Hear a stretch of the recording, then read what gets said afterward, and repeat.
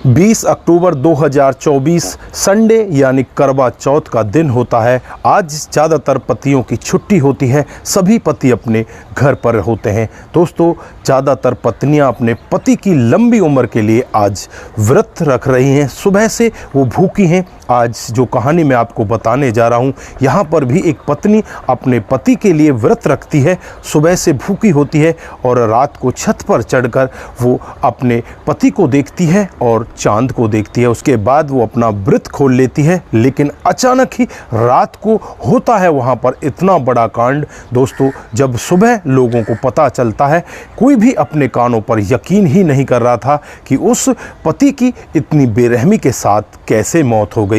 एक पत्नी जो अपने पति की रक्षा के लिए व्रत कर रही थी, वही पत्नी अपने प्रेमियों के साथ मिलकर उसे कैसे मौत के घाट उतार सकती है। दोस्तों, अगर आप लोग भी पूरी कहानी के बारे में जानना चाहते हैं तो वीडियो को जरा सा भी स्किप ना करें, लास्ट तक वीडियो को जरूर देखिएगा। दोस्तों, आगे बढ़ने से पहले हमारी वही रिक्वेस्ट कि जो हमारे चैनल के साथ नए हैं, कृपया करके चैनल को फॉलो कर लें, बेल आइकन को जरूर प्रेस करें। नमस्कार, जय हिंद। आप देख रहे हैं APH न्यूज़ राहुल रावत के साथ। तो दोस्तों, आज की जो हकीकत की घटना आप लोगों को बताने जा रहा हूं, ये उत्तर प्रदेश के अमेठी के अंतर्गत एक गोरीगंज थाना क्षेत्र आता है और इसी के अंतर्गत एक गांव आता है गोवाना शीतलावक्स गांव। ये गोवाना शीतलावक्स गांव की 20 अक्टूबर 2024 की हकीकत की घटना है। दोस्तों, यहाँ पर रजनी नाम की एक औरत, जिसके पति का नाम होता है बद्री प्रसाद, जिनकी 5-6 साल पहले शादी हो जाती है और 20 अक्टूबर को रजनी रात को अपने पति को देखती है, चांद को देखती है। उसके बाद ये रात को सो जाते हैं। रात को करीब 11 बजे यहाँ पर अचानक से शोर होने लगता है। जो पति है बद्री प्रसाद, उसकी चीखने की आवाज़ें आती हैं। अड़ोसी पड़ोसी यहाँ पर इकट्ठा हो जाते हैं, इनके घर की तरफ आने की कोशिश करते हैं। तो वहाँ पर रजनी पहले ही घर के बाहर आ जाती है। जब अड़ोसी पड़ोसी उससे पूछते हैं कि हुआ क्या है, तुम्हारा पति चीख क्यों रहा है, तो यहाँ पर वो कहती है कि मेरे पति के पेट में दर्द हुआ है, अभी मैंने उसको मेडिसिन दे दी है, अब वो ठीक हो जाएगा, थोड़ी देर में ही सब कुछ सही हो जाएगा। दोस्तों, जो अड़ोसी पड़ोसी होते हैं घर के बाहर से ही अपने अपने घर लौट जाते हैं। उसके बाद जैसे ही अगली सुबह होती है, अगली सुबह जो यहाँ पर रजनी होती है, नज़दीकी गोरीगंज थाना पुलिस में इन्फॉर्मेशन देती है और कहती है कि मेरे पति की मौत हो चुकी है। दोस्तों, आनन फानन में ही पुलिस वहां पर पहुंच जाती है। रजनी के जो और परिवार वाले होते हैं, सास ससुर होते हैं, वो भी वहां पर पहुंचते हैं। अब रजनी से जब पूछताछ की जाती है तो रजनी यहां पर यही कहती है कि मैंने तो बस अपने पति को पेट दर्द की दवाई दी थी, पता नहीं उससे क्या हुआ, किस वजह से इनकी मौत हो गई। यहाँ पर जब पुलिस बद्री प्रसाद की बॉडी को देखती है तो उस पर कोई चोट के निशान भी नहीं दिखाई दे रहे थे।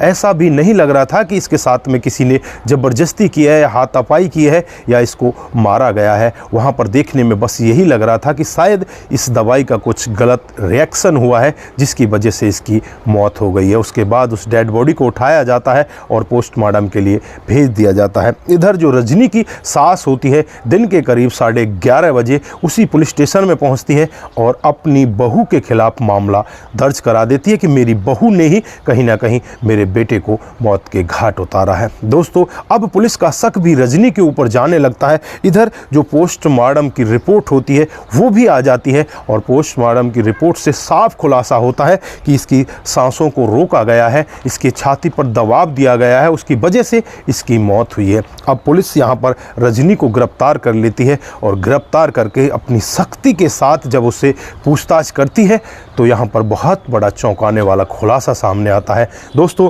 रजनी बताती है कि उसका शादी से पहले ही एक बॉयफ्रेंड है जिसका नाम सुभाष है, उसके साथ वो काफ़ी दिनों से बातचीतों में है और जब भी यहाँ पर उसका पति घर से बाहर रहता तो वो सुभाष को अपने घर बुला लिया करती।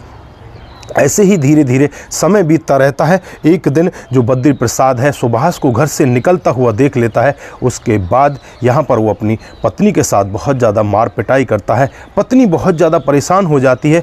वो चाहती है कि मेरा पति मेरे साथ में अच्छे से नहीं रहता, मैं इसके साथ में नहीं रहना चाहती, वो उससे अलग होना चाहती है और अलग होने के जो उसके दिमाग में विचार आए थे, उन विचारों से वो यहाँ पर बहुत बड़ा क्राइम कर जाती है। दोस्तों, गाँव के ही 2 लोग और और होते हैं, एक का नाम परमानंद होता है, उसे भी वो अपने जाल में फंसा लेती है, उसके साथ भी वो बातचीत करती और उसे भी अपने घर पर बुला लिया करती। और एक और गांव का लड़का होता है जिसका नाम अनिल होता है, उसके साथ भी वो बातचीतों में हो जाती। दोस्तों 3 लोगों के साथ वो अलग अलग समय पर बातचीत किया करती और अलग अलग समय पर ही वो उन्हें अपने घर में बुला लिया करती, उनके साथ संबंधों में हुआ करती। एक दिन का वाकया होता है जब रजनी पड़ोस के ही गांव में एक शादी समारोह में जाती है। वहां उसका बॉयफ्रेंड सुभाष उसे मिल जाता है। सुभाष का एक दोस्त होता है जिसका नाम साहिल होता है, साहिल से इसकी बातचीत होती है। दोस्तों अब ये साहिल को भी अपने चंगुल में फंसा लेती है। सुभाष को कानो कान खबर नहीं होती कि ये साहिल के साथ भी इस तरह के संबंधों में है। साहिल को भी अपने घर बुला लिया करती, सुभाष को भी, परमानंद को भी, अनिल को भी, इन चारों को किसी को कानो कान खबर नहीं थी कि ये एक दूसरे को भी यहाँ पर बुला लेती है। दोस्तों उसके बाद ये धीरे धीरे समय बीतने लगता है और एक दिन का वाकया होता है जब ये सुभाष से फ़ोन पर बात कर रही थी तो उससे कहती है कि मैं अपने पति को इस जहां से विदा कर देना चाहती हूं, मैं उसके साथ नहीं रह सकती। तो यहाँ पर सुभाष कहता है कि फिर इस सब के लिए क्या करना होगा। तो वो कहती है करवा चौथ का दिन आ रहा है, उस दिन तुमको अपने दोस्त जिसका नाम साहिल है उसे अपने साथ लेकर आना होगा। और यहाँ पर गाँव में मेरे भी कुछ जान पहचान के लोग हैं, 2 लोग, उनको भी मैं यहाँ पर बुला लेती हूँ क्योंकि जो मेरा पति है बद्री प्रसाद वो ताकतवर है, 1-2 के रोके वो नहीं रुकेगा, इसलिए 3-4 लोग मिलकर ही उसे मार पाएंगे। दोस्तों यहाँ पर जो सुभाष होता है वो तैयार हो जाता है और करवा चौथ का दिन यानी 20 अक्टूबर को चुन लिया जाता है।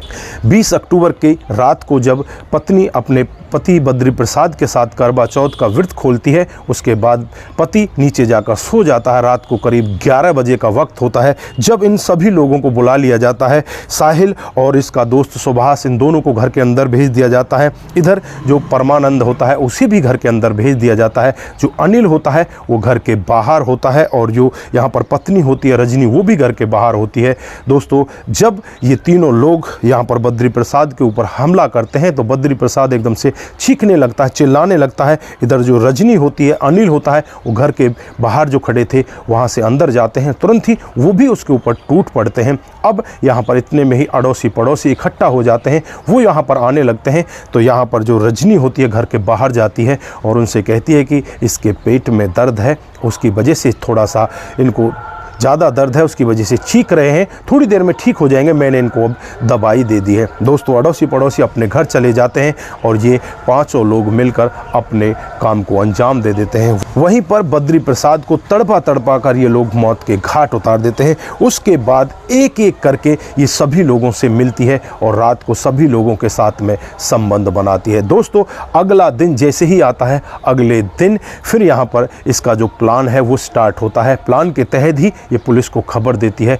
पुलिस यहाँ पर मौके पर आ जाती है। दोस्तों जब पुलिस वाले और गांव वाले ये पूरी खबर सुन रहे होते हैं तो सभी यहाँ पर रजनी के बारे में थू-थू करने लगते हैं। तुरंत ही हरकत में आती है रजनी के खिलाफ और बाकी जो 4 बॉयफ्रेंड इसके होते हैं, सुभाष, परमानंद, अनिल और साहिल, सभी के खिलाफ मामला दर्ज कर लिया जाता है। सभी लोगों को पकड़कर उन्हें जेल के अंदर बंद कर दिया जाता है। पुलिस का दावा है कि इस केस को फास्ट ट्रैक कोर्ट में चलाया जाएगा और जल्द ही इनको कड़ी से कड़ी सजा दिलाई जाएगी। तो दोस्तों ये थी आज की हकीकत की घटना।